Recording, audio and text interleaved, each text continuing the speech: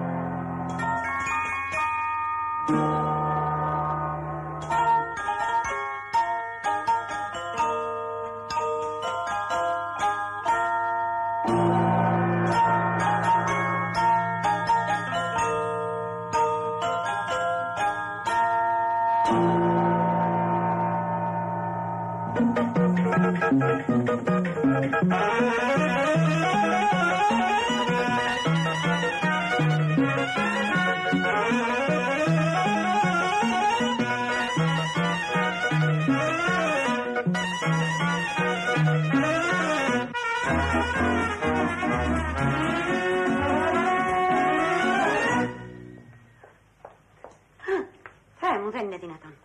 Τι δεν είναι δυνατόν, μαμά? Φοράς ποδιά. Ναι, μαμά, γιατί τα χάσες? Χειροπέδες φοράω. Μίκα, μαγειρεύεις. Γιουβαρλάκια. Δηλαδή, για να είμαστε ειλικρινείς, προσπαθώ να φτιάξω κάτι που να μοιάζει με γιουβαρλάκια. Θεουλάκι μου, αυτό δεν είναι γιουβαρλάκι. Αυτό πηδάει σαν βάτραχος. Ξέρεις, μαμά, μου είπε ότι είμαι ανίκανη να μαγειρέψω. Μίκα, τρέμω. Τον αγαπάς. Εγώ. Όταν μια γυναίκα ενδιαφέρεται για το στομάχι του άντρα,